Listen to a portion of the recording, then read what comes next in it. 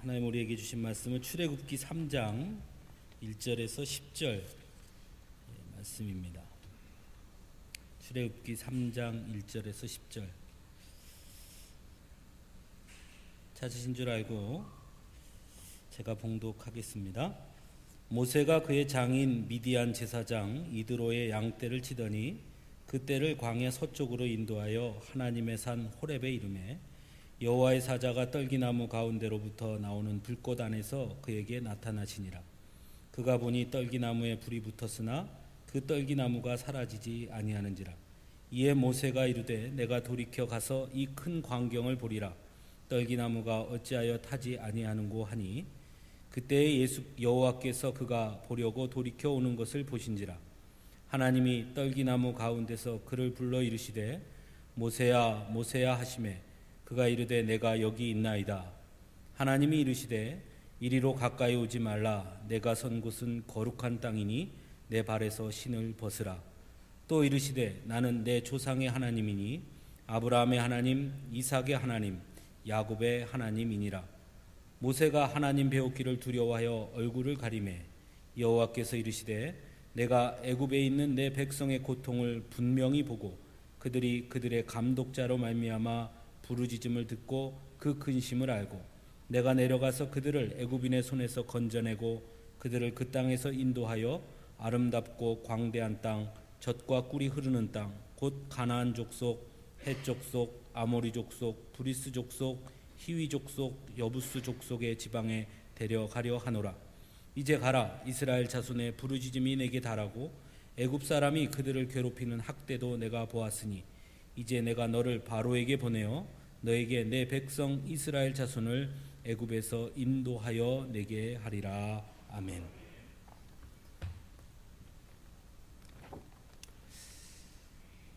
어린 시절에 교회 학교에서 또는 저희 어머니나 저희 외할머니에게서 들었던 성경에 관한 이야기 중에 가장 재미있었던 이야기 중에 하나가 모세의 이야기입니다. 태어날 때부터 생명의 위협을 느껴야 했고 갈대상자에 담겨 강에 버려지기도 했고 바로의 딸에 의해 건짐을 받아 애굽의 왕자로 자라다가 살인자가 되어 미디안 광야로 도망가기도 했고 나중에는 이스라엘 백성들을 애굽에서 건져내는 하나님의 사람으로 쓰임받은 그 이야기, 특별히 모세의 이야기 중에서도 홍해를 건넌 이야기, 그리고 광야 생활 속에서 있었던 수많은 이야기 등 이런 이야기를 들었을 때는 언제 들어도 항상 재미있었고 항상 신기하게 들리곤 했었던 것 같습니다. 이처럼 모세의 인생은 참 스펙타클한 인생이다, 이런 생각을 하게 됩니다. 오늘 우리가 읽은 본문은 미디안 광야로 도망가서 미디안의 목자로 살던 모세가 하나님의 부름을 받는 그런 장면에 우리에게 보여주고 있습니다. 그리고 우리는 모세가 하나님의 부름을 받는 그 오늘의 이 본문의 장면을 통해서 하나님의 부르심의 그 특별함, 그리고 그 특별함 속에 담긴 그 의미들을 좀 더 깊이 깨닫게 되는 것 같습니다. 먼저 하나님의 부름을 받은 이 시기에 모세는 어떠했는가 하는 것입니다.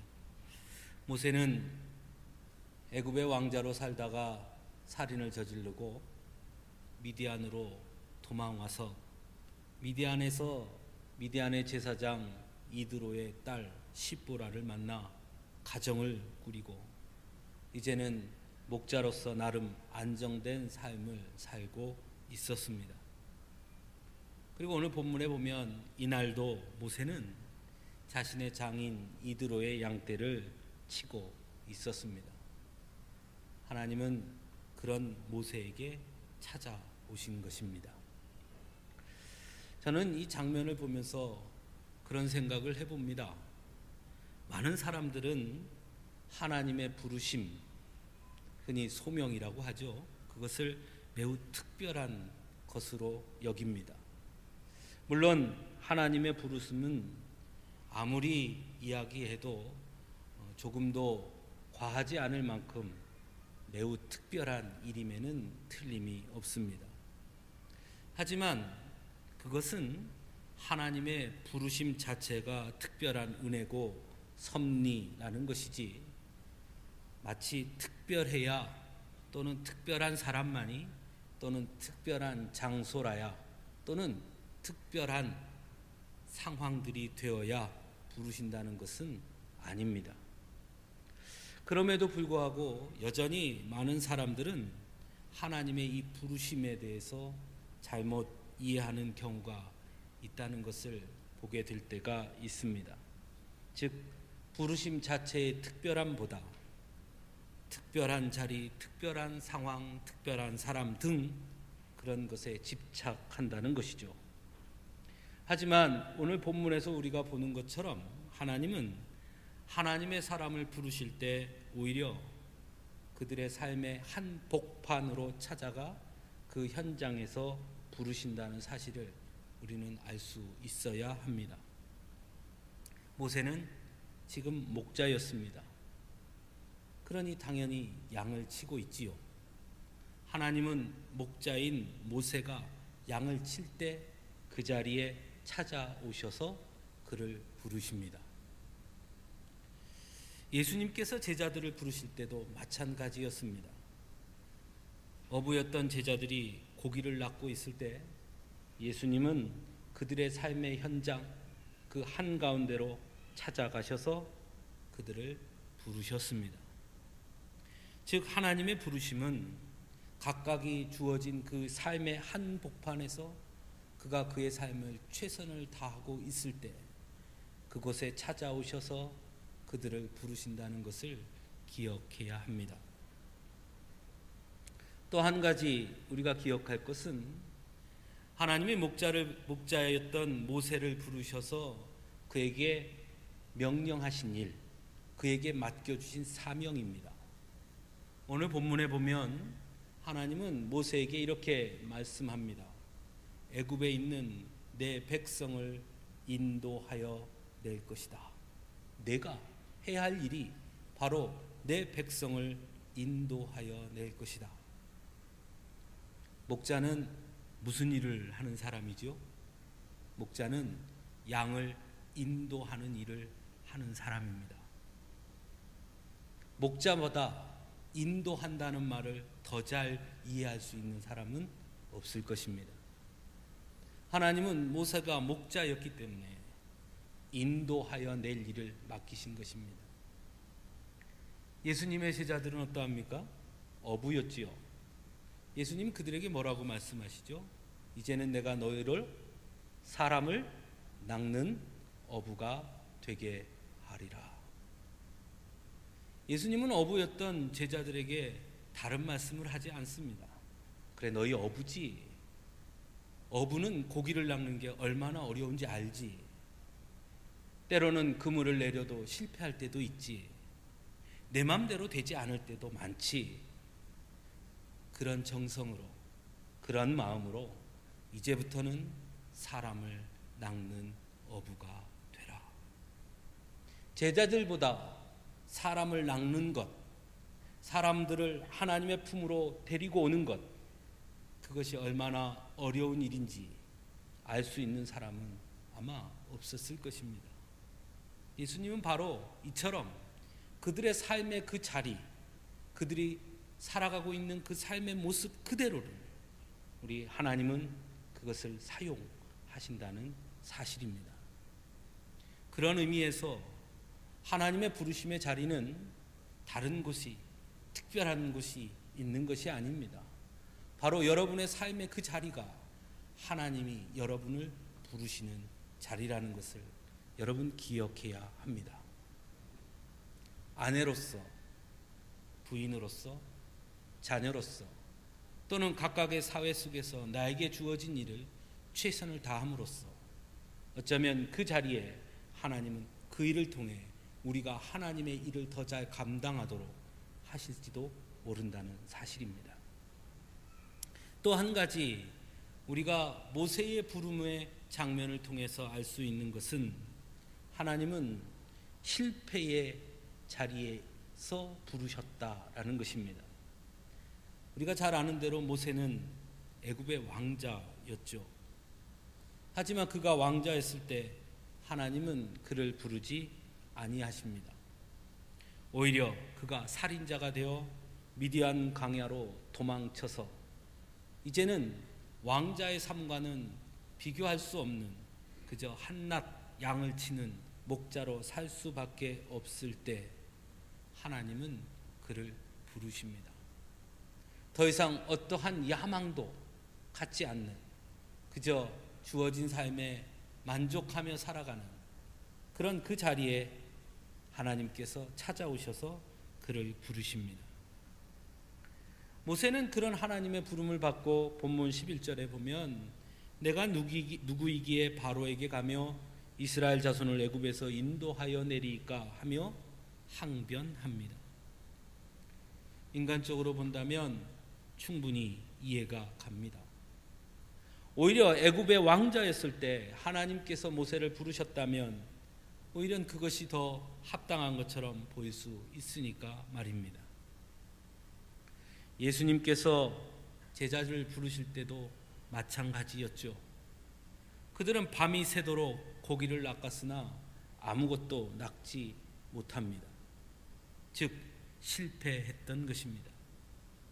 그때 예수님께서 그들에게 찾아가 그들을 부르십니다.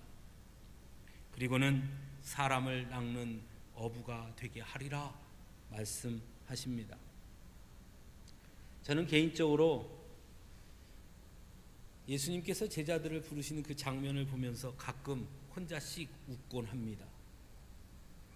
어부가 고기도 못 낚았는데 사람을 낚는다고? 에이, 참 웃기다 하는 생각이 들기 때문이죠. 하지만 그럼에도 불구하고 예수님은 그렇게 실패한 어부들을 부르셔서 마침내 사람을 낚는 어부가 되게 하셨다라는 것입니다. 이처럼 하나님은 실패한 자들을 통해 역사하십니다. 그것은 곧 그들의 능력으로 무엇인가를 하길 원하시는 것이 아니라는 것을 분명히 보여줍니다. 만일 모세의 능력으로 그 일을 하려고 했다면 왕자였을 때 했다면 더 많은 능력을 발휘할 수 있지 않았겠습니까? 하지만 하나님은 그들을 통해 하나님이 부르시는 그들을 통해 일하시지만 그러나 그들의 능력이 아니라 하나님의 능력으로 하나님께서 하신다는 것입니다. 그것을 우리가 분명히 알아야 합니다. 하지만 여전히 많은 사람들은 그것을 모르는 것 같습니다. 그래서 자신의 능력으로 하려고 하고 그래서 또한 많은 경우에 나는 능력이 없어서 할 수 없다고 말하기도 합니다. 또는 해봤는데 잘 안 됐으니 이젠 못하겠습니다 라고 말하기도 하지요. 하지만 오늘 본문에서 우리가 보는 것처럼 모세처럼 또 제가 말씀드린 것처럼 예수님의 제자들처럼 오히려 하나님은 실패한 자들을 부르셔서 하나님의 놀라운 일들을 해내게 하신다는 사실을 기억할 수 있기를 바랍니다. 그러므로 하나님의 부르심 앞에서 나의 능력의 부족함을 내세워 거부하는 것은 하나님의 부르심을 온전히 이해하지 못하는 것이고 또한 결국 하나님의 능력이 아닌 나의 능력으로 하려고 하는 마음을 갖고 있음을 증명하는 것이라 할 수 있습니다. 다음으로 우리가 주목할 것은 하나님께서 모세를 부르시면서 하신 말씀입니다. 하나님은 모세를 부르시고는 이리로 가까이 오지 말라 내가 선 곳은 거룩한 땅이니 라고 말씀하십니다. 거룩이란 말 참 귀한 말이죠. 그리고 우리는 매우 그 거룩이라는 말을 특별하게 여깁니다. 물론 거룩은 하나님의 절대적 속성이니 쉽게 함부로 말해서는 안 되는 말이기도 할 것입니다. 하지만 중요한 것은 거룩이 무엇을 의미하느냐. 거룩은 곧 관계적 개념이지 소유의 개념이 아니라는 것을 알아야 하는 것입니다. 즉 거룩이란 하나님과 관계될 때 거룩의 개념이 생성되는 것입니다. 다시 말하면 거룩한 곳이 따로 존재하는 것이 아니라는 말씀입니다. 하나님이 계신 곳이, 하나님께서 임재하신 곳이, 하나님과 함께 하는 것이, 그것이 거룩한 곳이며 거룩한 것입니다. 이것은 우리를 봐도 알 수 있죠. 우리는 모두 죄인이었습니다. 즉 하나님과 관계가 끊어진 자들이었죠. 즉 거룩과는 관계 없는 자들이었습니다. 하지만 하나님의 사랑 그리고 예수 그리스도의 십자가의 은혜로 우리와 하나님과의 관계가 회복되었습니다. 그리고 우리는 거룩한 자, 성도가 된 것이죠. 즉 거룩은 하나님과 관계 안에서 비롯되는 것이라 하는 것이죠. 우리는 이 예배당을 성전이라고 말합니다. 성전이라는 말은 거룩한 집이라는 뜻입니다. 여기가 왜 거룩한 곳입니까? 왜 거룩한 곳이죠?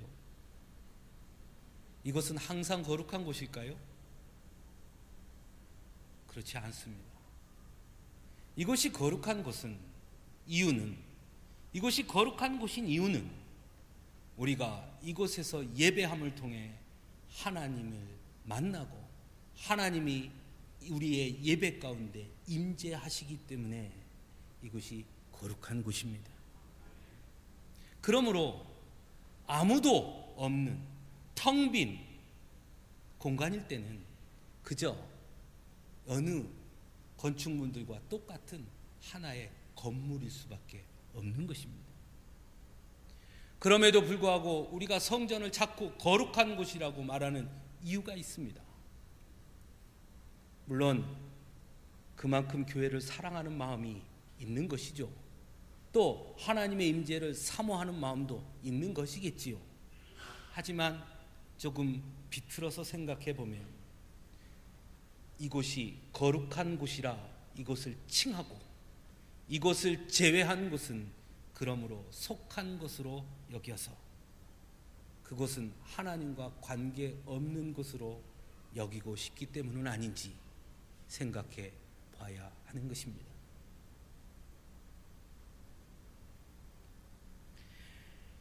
오늘 본문에서도 하나님은 모세에게 이렇게 말씀합니다. 내가 선 곳은 거룩한 곳이다. 왜요? 거기 하나님이 임재하고 계시기 때문이죠. 어쩌면 그곳은 모세가 어제 아니면 한 달 전쯤 양들을 데리고 그저 무심코 지나쳤던 그런 곳일 것입니다. 그때는 아무 일도 일어나지 않았고 그때는 그저 어느 곳과 다름없는 그곳이었을 것입니다. 하지만 그곳에 하나님이 임재하시고 그곳에 하나님이 서 계시면 그곳은 거룩한 곳이 되는 것입니다. 그렇게 본다면 여러분, 거룩한 곳이 어디입니까? 하나님이 계신 곳이 거룩한 곳입니다. 하지만 앞에서도 말씀드린 것처럼 언제부터인가 우리는 우리 스스로 어디든 그리고 무엇이든 또는 누구는 그렇게 거룩한 곳이라 우리 스스로 칭하고 정하고 제한하고 그리고 그것을 제외한 다른 것은 속된 곳이라 그렇게 말하고자 한다는 것입니다. 언뜻 보기에 이러한 태도는 거룩을 매우 강조하는 것처럼 보이지만 실상은 거룩을 우리의 전우물로 여기는 것이고 더 나아가 거룩을 제한하는 행위가 될 수 있다는 것입니다. 그리고 거룩을 제한하는 것은 곧 하나님의 능력을, 그리고 이 세상에 대한 하나님의 지배력을 제한하려는 것과 같은 것으로서 결코 올바른 신앙의 모습이라고는 볼 수 없는 것이죠. 사도행전에 보면 초대교회 초기에 여전히 교회 안에 유대 기독교인들인 할례자들이 이방 기독교인인 무할례자들을 속되다 하며 자신들만이 거룩함을 자신들의 전유물로 삼고자 했음을 보여주고 있습니다. 그때 하나님은 베드로에게 환상을 통해 땅에 네발가진 것과 들짐승과 기는 것과 공중에 나는 것들을 보여주시면서 잡아먹으라 이렇게 말씀하십니다. 그러자 베드로가 그럴 수 없습니다. 속되거나 깨끗하지 아니한 것은 결코 내 입에 들어갈 일이 없나이다 하고 완강히 거절하자 하나님은 하나님이 깨끗하다 하신 것을 내가 속되다고 하지 말라라고 말씀하십니다. 거룩은 우리가 구분하는 것이 아닙니다. 그러므로 성도는 오히려 거룩을 확장하는 사람들이 되어야 하는 것입니다. 많은 분들이 기도할 때 이 죄악된 세상이라는 표현을 참 많이 사용합니다. 저 역시 기도할 때 참 많이 사용하지요. 물론 그 말뜻이 무엇을 의미하는지는 잘 알고 있습니다. 하지만 중요한 것은 성도는 죄악된 세상을 거룩한 세상으로 바꾸어가는 사람들이라는 사실입니다. 그러므로 죄악된 세상을 말한다는 것은 여전히 우리가 마땅히 해야 할 거룩함의 확장을 이루지 못했음을 의미하는 것이죠. 그러니 세상이 거룩하지 아니함을 이야기하며 한편으로는 그것은 곧 우리가 그 역할을 하지 못했음을 고백하는 고백이 되어야 하는 것입니다. 하나님은 모세에게 내가 선 곳은 거룩한 곳이라 말씀하시면서 내 신을 벗으라 이렇게 말씀합니다. 즉 거룩한 하나님 앞에 선 자에게 하나님이 요구하시는 것이 무엇인지를 말씀하신 것이죠. 그것은 곧 신을 벗으라는 것입니다. 거룩한 곳에 섰으니 신을 벗으라. 하나님의 부름을 입었으니 이제 내 신을 벗으라. 하나님의 사명을 들었으니 이제 내 신을 벗으라 말씀하신 것입니다. 우리는 한 사람의 인생의 여정을 흔히 발자취라고 표현합니다. 그가 살아온 모든 삶의 여정을 인생의 발자취 이렇게 말하죠. 그런 의미에서 신을 벗는다는 것은 곧 자신의 살아온 모든 삶에 대한 부정, 부인을 의미한다고 할 수 있습니다. 예수님께서도 마태복음 16장 24절에서 나를 따라오려거든 자기를 부인하고 자기 십자가를 지고 나를 따를 것이니라 라고 말씀하십니다. 즉 자신이 살아온 경험, 그것이 성공이든 실패든 자신의 생각, 그것이 긍정적인 생각이든 부정적인 생각이든 자신의 판단, 그 모든 것을 철저하게 내려놓을 수 있어야 한다는 것입니다. 그것이 하나님의 부름을 입은 사람에게, 거룩한 곳에 선 자에게 하나님께서 요구하는 것입니다. 그래서 예수님은 그것을 거듭난다라고 말씀하셨습니다. 베드로는 예수님을 처음 만났을 때 배가 잠기도록 고기를 낚은 후 예수님의 무릎 아래 엎드려서 이렇게 고백합니다. 주여 나를 떠나소서 나는 죄인이로소이다. 사도 바울은 이렇게 고백하죠. 내가 날마다 죽노라. 이제는 내가 사는 것이 아니요 내 안에 그리스도께서 사는 것이라. 그렇게 고백합니다. 무슨 뜻일까요? 모두가 다 하나님 앞에 철저하게 자신을 부인하고 있는 것입니다. 모세에게도 하나님은 그것을 요구합니다. 내 신을 벗으라. 물론 그 일이 쉬운 것은 아닙니다. 사도 바울이 고백한 것처럼 그래서 날마다 죽는 것처럼 어려운 일입니다. 그래서 예수님이 말씀하신 것처럼 거듭나는 것만큼 어려운 일입니다. 하나님은 그럼 우리가 그 일을 하는 것이 어렵다는 것을 모르셨을까요? 하나님도 아셨습니다. 그래서 본문 6절에 이렇게 말씀하시죠. 나는 내 조상의 하나님이니 아브라함의 하나님, 이삭의 하나님, 야곱의 하나님이니라. 15절에서는 똑같이 말씀하시고 이는 나의 영원한 이름이요 대대로 기억할 나의 칭언이라 말씀하십니다. 그래, 나를 부인한다는 게 얼마나 어려운지 알아. 나도 잘 알고 있어. 아브라함 때도 알았고 야곱도 그러는 것 봤고 이삭도 그러는 걸 봤다. 너희 조상들이 대대로 그 일을 어떻게 해내는지 내가 보았다. 그렇게 말씀하십니다. 그리고 이렇게 말씀하시죠. 하지만 내가 너를 부른 것은 어느 날 갑자기가 아니라 과거에서부터 언제나 함께 하시며 그래서 너의 모든 것 그리고 이스라엘 백성들의 상황과 그 모든 것을 알고 너를 부르는 것이다. 나도 다 알고 있다. 너를 부른 그 부름은 그러므로 나의 계획 안에 놓여 있는 일이라 말씀하신 것입니다. 또한 그러므로 내가 할 것이다 라는 확증이기도 하지요.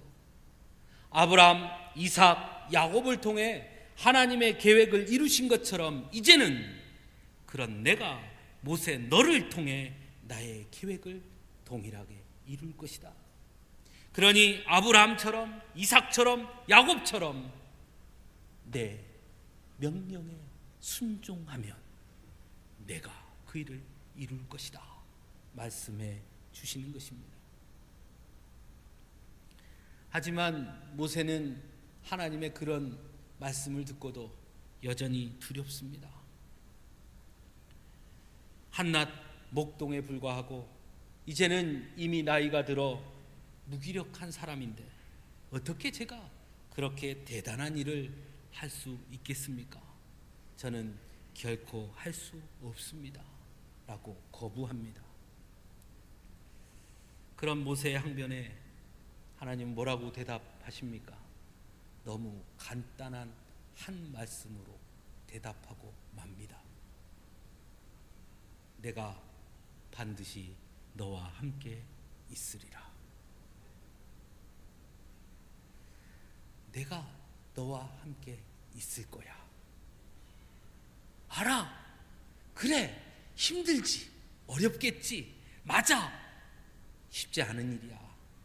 그런데 모세야, 내가 반드시 너와 언제나 함께 있을 거야. 이것이 하나님의 대답입니다. 사랑하는 성도 여러분, 하나님은 모세를 부르셨듯이 오늘 바로 이 자리에서 우리를 부르십니다. 그리고 말씀하죠. 내가 선 곳은 거룩한 곳이니 내 신을 벗으라. 지금까지 발딛고 살았던 곳이지만 이제 이곳은 어제의 그곳이 아니다. 지금까지 그렇게 살았지만 이제 지금부터는 너의 삶이 아니다. 이제는 내가 임재한 곳이니 거룩한 곳이요. 지금껏 너의 힘으로 너의 경험으로 내 뜻으로 살았지만 이제는 내가 너를 불렀으니 너의 삶을 통해 내가 일할 것이다. 그러니 너는 모든 것을 부인하고 나를 따르라. 아브라함을 통해, 이삭을 통해, 야곱을 통해 약속하신 것을 반드시 성취하신 것처럼 이제는 너를 통해 너에게 약속한 그 모든 것을 내가 이룰 것이다. 우리에게 말씀하십니다. 그리고 이렇게 말씀하시죠. 결코 너 홀로 두지 아니하며 결코 너의 힘으로 너의 능력으로 하게 하지 아니하며 내가 언제나 너와 함께 함으로 나의 능력으로 너를 통해 이루어 낼 것이다 말씀하십니다. 사랑하는 성도 여러분, 성도의 능력은 다른 것에 있지 않습니다. 하나님이 언제나 나와 함께 하심이 곧 우리의 능력인 것입니다. 성도의 정체성 또한 다른 것이 아닙니다. 하나님이 언제나 함께 하신다는 것이 그들이 곧 성도인 것입니다. 그래서 성도는 언제나 하나님이 나와 함께 계시다는 사실을 잊지 말아야 합니다. 하지만 우리는 여전히 그 사실을 망각할 때가 있습니다. 그래서 조그만 일에 두려워하고 삶의 문제 앞에서 조바심을 내며 때로는 절망하고 때로는 포기하고 때로는 눈물 짓고 낙심할 때가 있습니다. 하지만 하나님은 그런 우리들에게 이렇게 말씀합니다. 반드시 내가 너와 함께 있으리라. 하나님은 하나님이 부르신 자들에게 항상 이 말씀을 하셨습니다. 모세에게도 그렇게 말씀하셨고요, 아브라함에게도 그렇게 말씀하셨고요, 여호수아에게도 그렇게 말씀하셨고요, 다윗에게도 그렇게 말씀하셨습니다. 내가 반드시 너와 함께 있으리라. 내가 어디를 가든지 내가 너와 함께 하리라. 그러니 염려하지 말고 두려워하지 말고 놀라지 말고 어디로 가든지 내가 너와 함께 할 것이니 담대하라. 세상을 이겼노라 말씀하십니다. 사랑하는 성도 여러분, 하나님이 우리 곁에 계십니다. 지금까지 살아온 이 자리가 뭐 다를 것이 있겠느냐고요? 예, 나만 있으면 다를 것이 없지요. 하지만 그곳에 하나님이 임재하시면 그것은 거룩한 곳이 되는 줄로 믿습니다. 지금까지 그렇게 했었는데 안 됐다고요? 예, 안 될 수 있지요. 하지만 하나님이 함께 하시면 달라질 줄로 믿습니다. 내 힘으로 하는 것이 아니라 이제 하나님이 하실 것이니 말입니다. 그것이 성도의 자신감입니다. 사랑하는 성도 여러분, 이 자신감을 갖고 설 수 있기를 바랍니다. 세상은 점점 어려워지지요. 점점 힘들어지지요. 몸은 점점 약해지지요. 괜찮습니다. 하나님이 나와 함께 하시면, 하나님이 나와 함께 하시니 하나님이 하실 것입니다. 그 믿음으로 설 수 있기를 간절히 바랍니다. 함께 기도하겠습니다.